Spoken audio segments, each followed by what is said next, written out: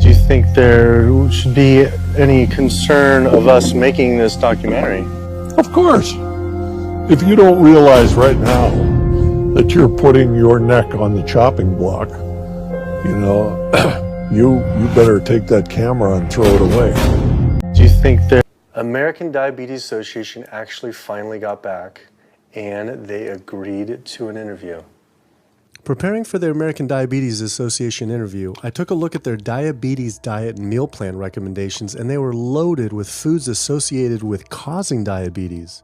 How could they expect people not to get diabetes if this was the food they were recommending? And then I saw multiple peer-reviewed studies published on the National Institute of Health website showing that a low-fat, plant-based diet was more than twice as powerful at controlling and even reversing diabetes than the ADA recommended diet that included meat and dairy. Well, the mission of the American Diabetes Association is to identify a prevention and a cure for diabetes, but in the meantime, to improve the lives of all people who are affected by diabetes. And what's the best way to prevent this? For type 2 diabetes, it's unclear. We can't prevent type 2 diabetes in everybody. When we were doing the research, we came across a lot of studies that said that you actually could potentially cure or reverse diabetes with a purely plant-based diet. I don't believe there's sufficient evidence to demonstrate that. How does it compare to the ADA diet that you recommend? We don't recommend a specific diet. We recommend healthy eating. The one that's on the website. We recommend healthy eating. Do you have a whole list of exact day-to-day, the meal plan, the whole meal plan? All they are selections of foods to consider. We do not have a diabetes diet. But with that selections, that you consider that plan compared to a plant-based plan? No one's done that study. We found actually some studies that a 74-week study found that low-fat vegan diet versus the ADA plan in type 2 I diabetes. think we're done here. I'm not going to get into an argument about. Oh no, I was just wondering if this is true or if it shows that. Or Any diet works. Any diet works if people follow it. But if it's a diet that's not the proper diet, like if anyone follows a diet that they eat I can't tell you what a proper diet is. I can tell you what an improper diet is. So then we can talk about the good diets. I'm not sure why. I'm not going to get into that. Into diet? No. Why If that's where you want to go with this, I'm sorry, I'm not the person that you should be talking to. And why? No break without meat. It's a normal part of our diets because it's tradition, it's cheap, and because it tastes good. My diet for 65 years was the SAD diet, the standard American diet. I ate meat and chicken and fish and fowl and lots of butter and anything that tasted good. In 2010, at the age of 66, Sharon Kintz started to think about her eating habits as the result of a dramatic event. At that time, I already had been diagnosed with high blood pressure, so I was aware of that. But having a heart attack was a complete surprise to me.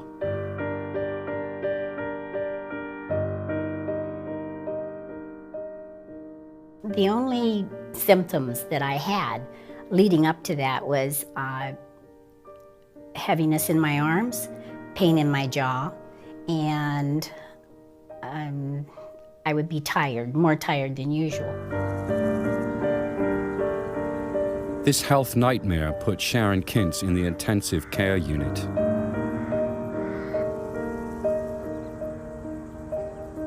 During the heart catheterization, it was determined that I had 100% blockage in one artery and 65% in one and 75% in the other. So there actually was very little options open for me other than open heart surgery.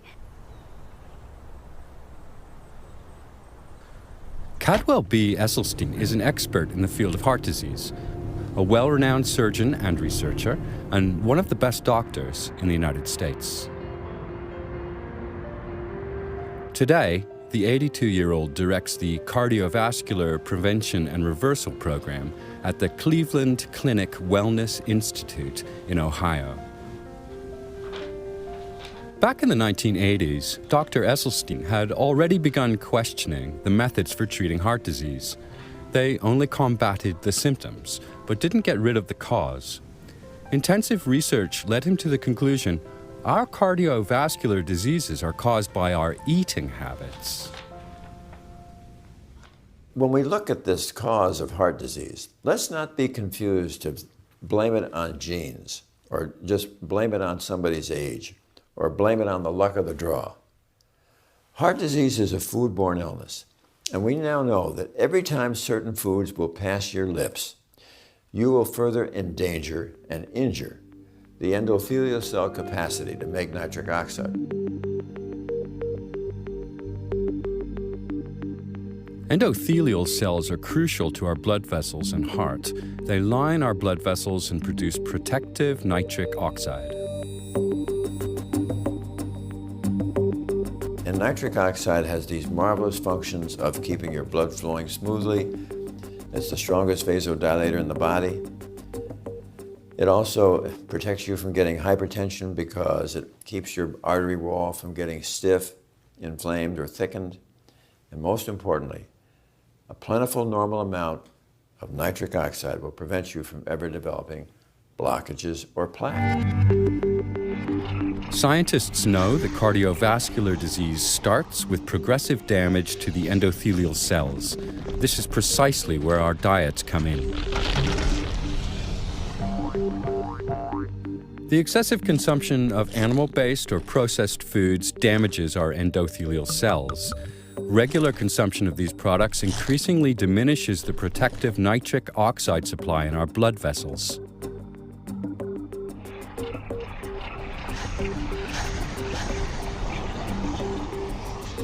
This leads to inflammation and a hardening and narrowing of the blood vessels. These can have life-threatening consequences, like heart attack or stroke, doing away with all animal products. She turned down the heart surgery recommended to her by her doctors. Sharon Kintz decided to use food as medicine. I was on it for 4 weeks, and the pain went away in my arms, the pain went away in my jaws, and I had much more energy. So I took Dr. Esselstyn's program very seriously.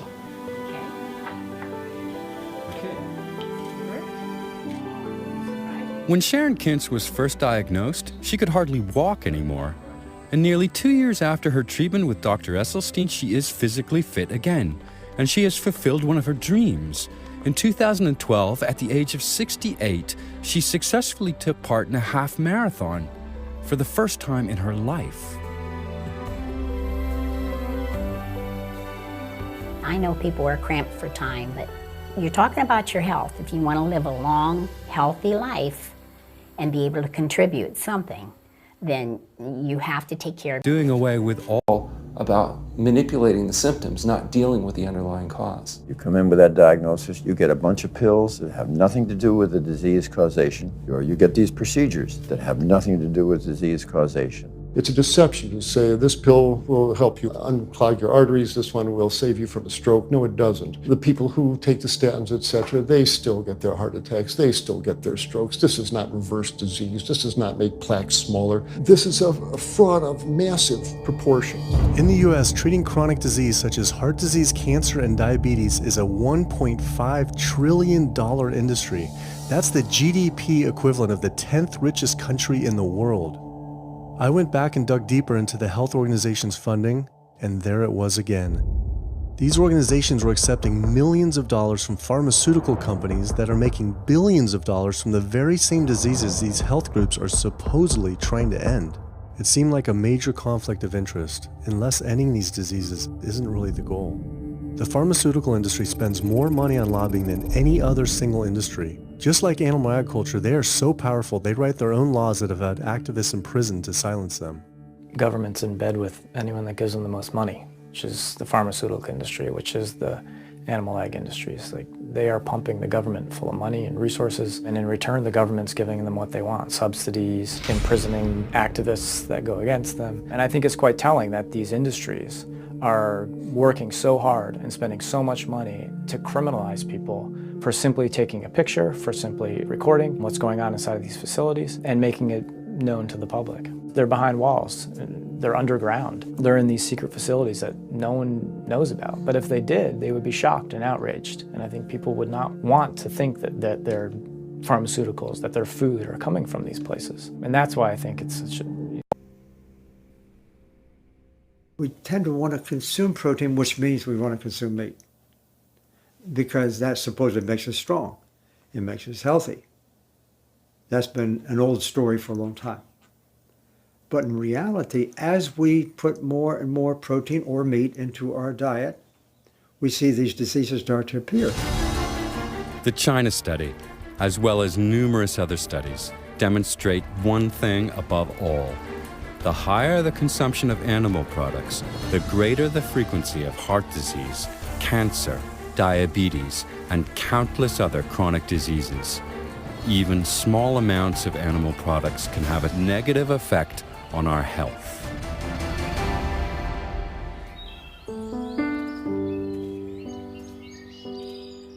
The 53-year-old electrical engineer Arthur Soteros also became a victim of his diet.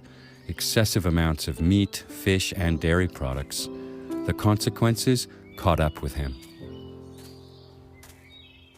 My first health issues started about 20-some years ago. About 20 years ago when I was about 30, 32 years of age. I was diagnosed with type 2 diabetes. About 10 years later, propagated into heart disease. My first encounter with heart disease was at age 42. What I exhibited was just heartburn, turned out to be a blockage. I went to the emergency room and found out it was a blockage, and then it required an intervention and stent. That was my first encounter. A stent is an implant designed to hold a vessel open. Arthur Soteros needed to have 5 such stents implanted. He repeatedly suffered from chest pain and a narrowing of his blood vessels. Finally, he needed double coronary bypass surgery. So I was sure that after doing the bypass surgery that I would be free and clear of any heart issues for at least upwards to about 10 years. That happened not to be the case with me. About a year into that, I developed angina again, and what turned out not then to be the vein graft that they used in my bypass surgery had now blocked, which then required another stent, and then a few months later another stent, till the frequency of those stents then became just 2 weeks apart. The quickly returning vessel occlusions baffled the doctors. Soteros left the hospital without hope.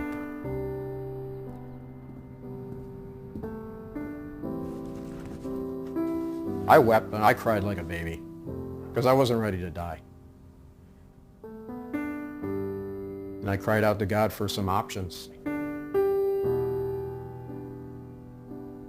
I think God saved my life. I think it was God's mercy and grace that actually gave me options and set my path straight and pointed me in the direction of plant-based.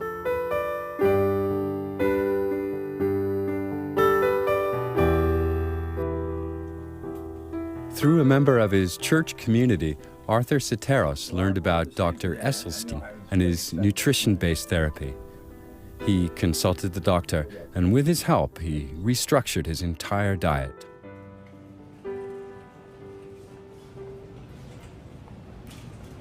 Within about 30 to 40 days from that point, the angina that I was experiencing again and the facial numbness that I experienced during my heart disease, it was gone. And it was then by following this diet of going plant-based, within about 5 months from that point on, when I was doing a follow-up with my cardiologist and family physician who has been monitoring my diabetes, said that my diabetes was gone. And then I followed up at that same time in October of 2010 with my optometrist. The prescription glasses that I was wearing They looked at it and said, why was I wearing these things? That all I needed was just reading glasses. So then with the reversal of my diabetes, my eyesight got better. Arthur Sotero's heart condition has disappeared. His blood test results are normal, and he's been able to markedly reduce his medication. He also lost 20 kilograms of excess body weight. I feel better now at age 53 than I did at age 30.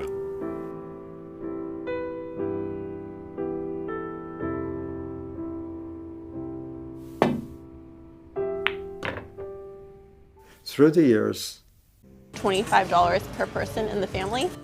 2064 is your total. 2064, whoa. That's for an entire week of food. Really? An exploding movement of elite athletes are utilizing vegan diets to heal injuries, speed recovery times, and enhance their performance. Before I was vegan, I was only bench pressing 315 like 5 times. Then after going vegan, I was doing 400, 425, 465. And I was like, oh my God, this is amazing. I'm vegan and I'm bench pressing 465 pounds. This is ridiculous. And as soon as I went vegan, tendonitis started disappearing. My strength in my right arm started coming back. High blood pressure was going down. You can't be strong and be dying on the inside. That's not strong. That's weak. That's really weak because yeah, you look big and strong on the outside. Yeah, big man. No, but your heart's crying for help on the inside. You're dying. I'm a professional parkour athlete, a 2-time world freerunning champion, and more recently I got into Ninja Warrior where I'm captain of Team Europe as we won USA versus the world. For something like Ninja Warrior and parkour specifically, you really need to have a good strength to body weight ratio. So I was carrying mass that I really didn't need. And when I went vegan, I lost 15, 20 pounds. I was more agile, I was more efficient, more stamina in my body. Just that extra bit of pop that I didn't have before, it just gave me that extra strength. So this is a very vibrant way to live. It can enhance you as an athlete. For me, 100% better athlete than I was before. It unlocked a whole new chapter of my training. The science is there, the health is there, the athletes are there proving that you don't need to eat dead animals to be strong, to be healthy. I started working out when I was 47 years old. All the muscles you see, I gained as vegan. I gained 15 pounds of muscles on my body, eating all plant-based vegan foods. All the aches and pains in my body, it just went away. Because I'm not ingesting so many inflaming foods, the acidic foods that animal products are. Gorillas, rhinos, and elephants, they all get their muscles and strength from eating plants. That's what I do. I travel all around the world for my surfing, and I've always been able to eat vegan. I feel like if you want something, you can make it happen. I just don't make any excuses. I would never not be vegan now that I know all the benefits and now that I know how it feels to be vegan. Every aspect of my life has been improved by adopting this lifestyle. I feel better, I perform better athletically, I sleep better, my energy with my kids is better, my focus at work is better, everything is better. My skin cleared up, kept myself trim for 9 years now doing this. All I can tell you is that I felt and I continue to feel better than I ever felt before. My friend Jason Lester and I were the first people to do this challenge called Epic 5, which entailed doing 5 Ironmans on 5 Hawaiian islands in under a week. An Ironman is a 2.4-mile swim followed by a 112-mile bike and then running a marathon, 26.2 miles after that. So we did 5 of those in a row on 5 different islands in a little under a week. Yeah. You almost die? Yeah. Did you die? So I guess the famous question, where did you get your protein in there? From plants.